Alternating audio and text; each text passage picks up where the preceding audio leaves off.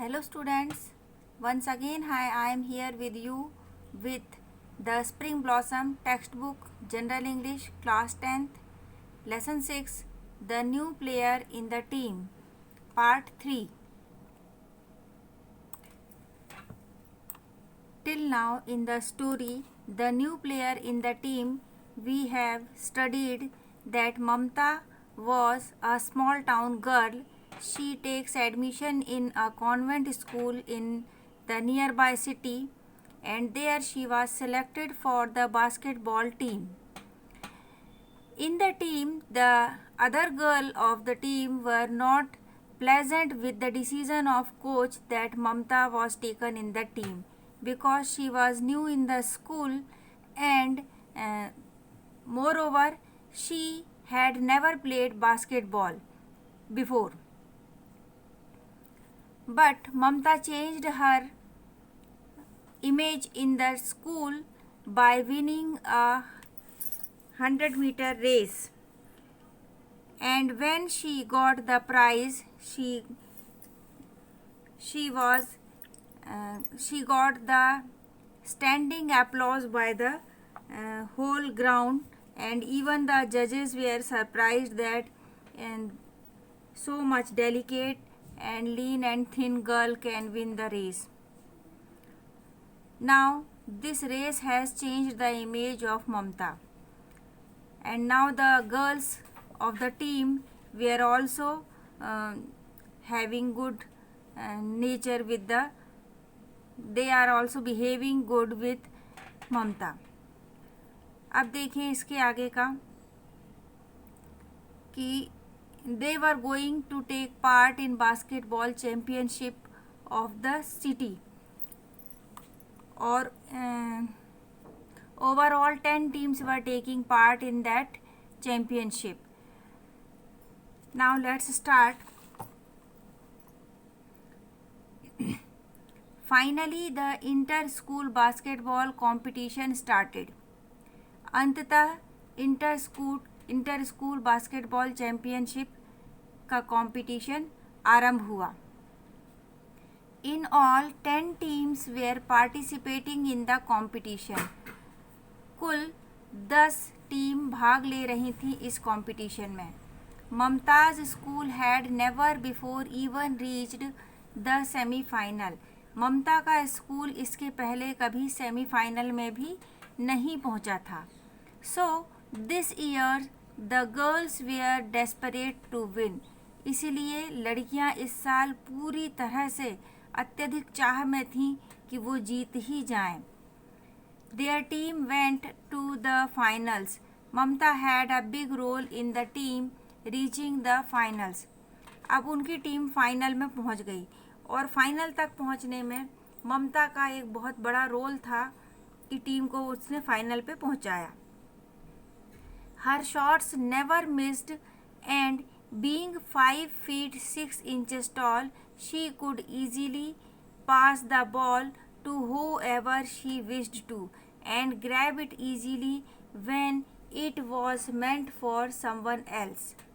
ममता की हाइट बहुत अच्छी थी. 5 feet 6 inches tall, लंबी थी वो, और लंबी होने के कारण वो ये बॉल कहीं पर भी पास की जाती थी किसी और के लिए भी तो वो उसको बीच में ग्रैब कर लेती थी, पकड़ लेती थी, और लंबी होने के कारण वो जिसे चाहे उसे इजीली बॉल पास कर देती थी. With every game they won. Her teammates respected her more than before. हर एक गेम जैसे जैसे आगे बढ़ते जा रहा था वो लोग जीतते जा रहे थे और अब उसकी जो टीम की साथियां थी वो उसे पहले से ज़्यादा रेस्पेक्ट, सम्मान, मान देने लगी थी.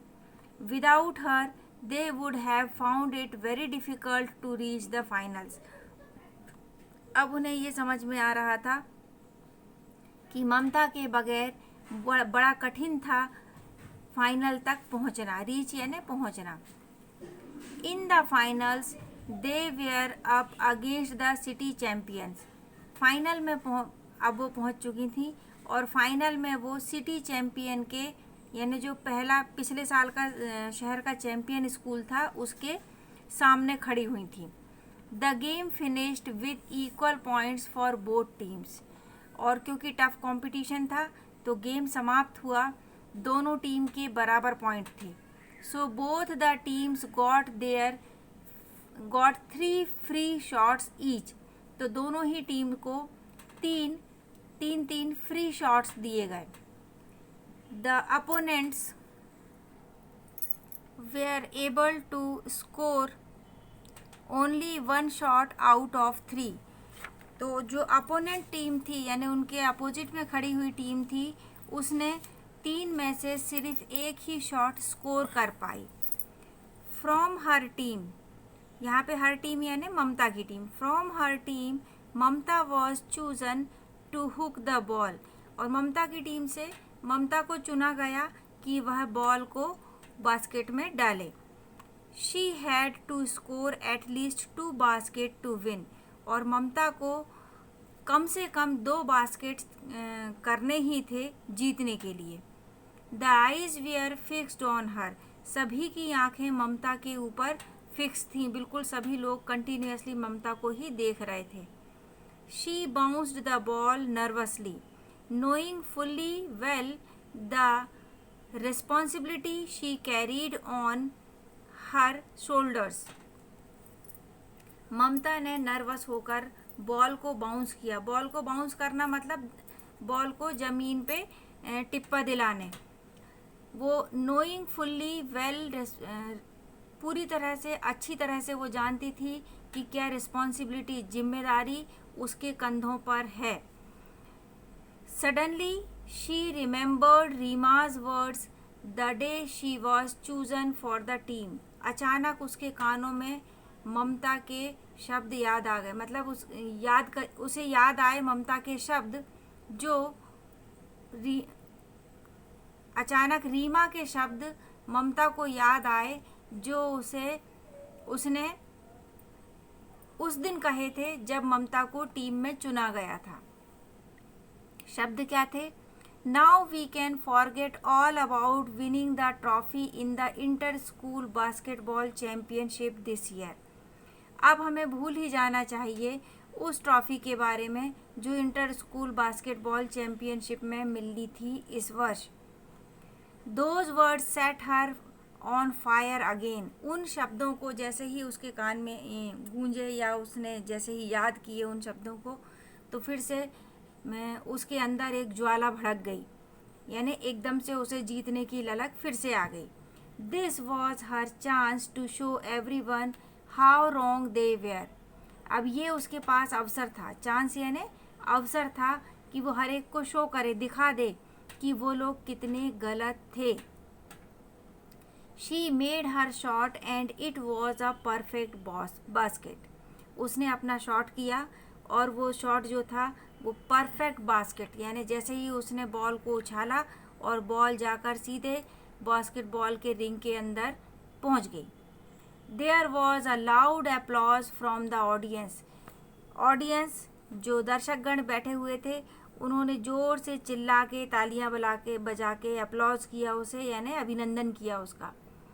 Both the teams were again equal. अब फिर से दोनों टीम बराबर पे हो गई थी, क्योंकि इनकी अपोजिट टीम ने भी जो 3 फ्री शॉट्स मिले थे उसमें एक गोल किया था और अब ममता भी एक गोल कर चुकी थी, तो टीम फिर से बराबर पे आ गई थी।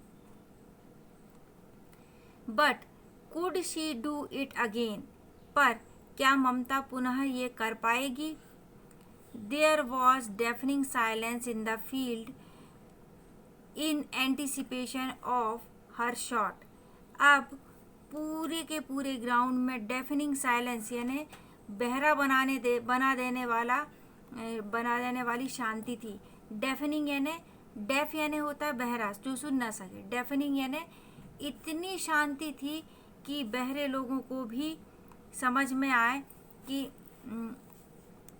कुछ भी सुनाई नहीं दे रहा है। बिल्कुल वैसी स्थिति थी जैसे बहरे लोगों को सुनाई नहीं देता, वैसे ही सुनने वाले लोगों के लिए भी कुछ वहाँ पे सुनने की चीज़ नहीं थी। सबकी आंखें जो थी और कान थे वो सिर्फ एक ही चीज़ सुनना चाह रहे थे, वो थी बॉल का रिंग के अंदर जाना। It was as if no one even dare to breathe. इतनी शांति थी, ऐसा लग रहा था जैसे कोई सांस लेने की भी हिम्मत नहीं कर पा रहा है. Mamta bent her legs, raised the ball into position and at last took the shot. Mamta ने झुकी, अपने पैर मोड़े, raised the ball into position, ball को पोजीशन में लेके गई, and at last took the shot, और अंत में आखिर उसने शॉट लिया. She felt tears streaming down her face as the ball looped through the basket and bounced on the ground. और ममता ने महसूस किया कि उसकी आंखों से आंसुओं की धारा बह निकली है. स्ट्रीमिंग डाउन यानी आंसुओं की धारा नीचे की ओर बह रही है चेहरे पर. जैसे ही ball looped through the basket, जैसे ही बॉल बास्केट के रिंग के अंदर से होती हुई जमीन पे बाउंस करती है, वैसे ही ममता के चेहरे पर आंखों से अश्रुधारा बह निकलती है. Their team had made history. उनकी टीम ने इतिहास बना लिया था. They had been participating in the competition for long, but it was the first time that they had reached the finals and had won it too. ममता की जो school की team थी वो लंबे समय से इस कंपटीशन में भाग ले रही थी, but it was the first time, पर ये पहली बार था, that they had reached the finals, कि वो फाइनल्स में पहुँचे थे, and had won it too, और इस चैम्पियनशिप को उन्होंने जीता भी था.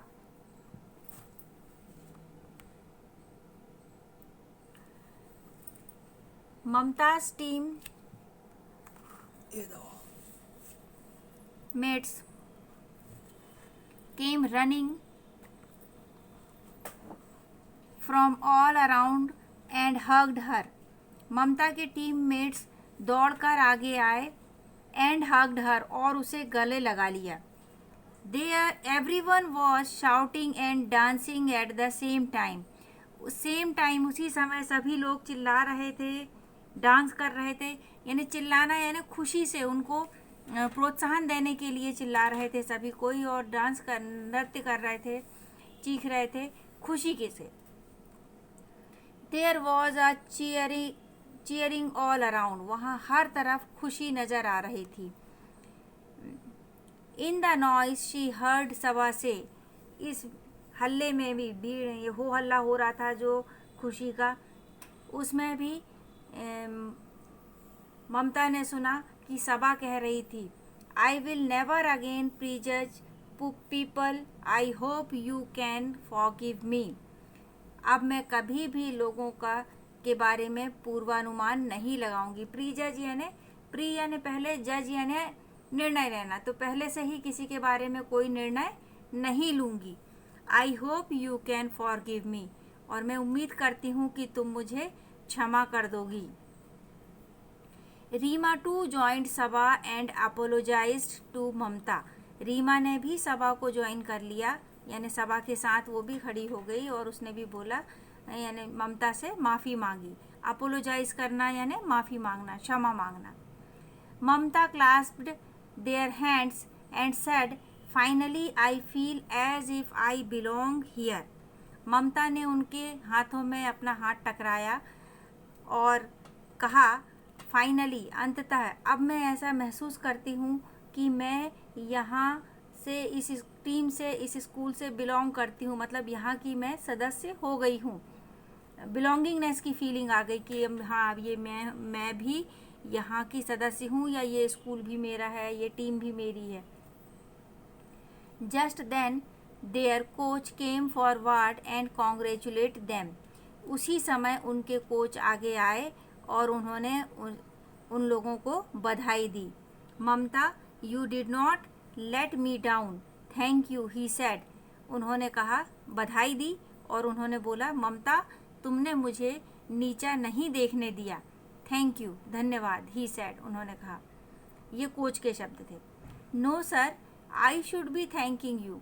ममता बोलती है, नहीं सर, मुझे आपको धन्यवाद देना चाहिए. Had you not shown faith in me the day you chose me, I would never have even learned the game. यदि आपने मुझ पर विश्वास नहीं दिखाया होता उस दिन जिस दिन आपने मुझे टीम के लिए चुना था, तो मैं ये गेम भी नहीं सीख पाती. Mamta said, wiping her tears of happiness. Mamta ने ये शब्द कहे अपनी आंखों से आंसू, खुशी के आंसू पोंछते हुए. वाइपिंग यानी पोंछना. जैसे कार वगैरह में आपने देखा होगा सामने वाइपर लगा रहता है, वही वाइपर का वाइपिंग जो है न वर्ब फॉर्म है. तो खुशी के आंसू पोंछते हुए उसने कहा कि यदि आपने मुझ पर विश्वास नहीं दिखाया होता तो मैं यह गेम भी नहीं सीख पाती. She had really become indispensable for the team, all because of her determination and hard work. अब वह सही में टीम का एक अभिन्न हिस्सा हो गई थी. All because of her determination, ये सिर्फ हुआ था उसकी दृढ़ इच्छा शक्ति के कारण और हार्ड वर्क, कड़ी मेहनत के कारण. तो ये जो लेसन था it was written by Meenakshi ji Jain. तो लेसन यहाँ पर समाप्त होता है और पूरा का पूरा लेसन आपको प्रेरणा देता है कि आप जो भी कार्य अपने हाथों में लें उस कार्य को करने के लिए पूरी ताकत लगा दें, पूरी तरीके से अपने आप को उसमें उस चीज़ में खो जाएं, उसमें इतना समर्पण दें कि आप उस चीज़ के लिए बेस्ट बन जाएं. यहाँ पर हमारा लेसन 6 का वीडियो समाप्त होता है. लेसन यहाँ पर पूरा कंप्लीट हुआ. Question answers and meanings we will do in the next video. If you like the channel, if you like the explanation, आप चैनल को सब्सक्राइब करें और अपने साथियों के साथ शेयर करें ताकि उन्हें भी इसका फ़ायदा मिल सके. Thank you. Have a good day.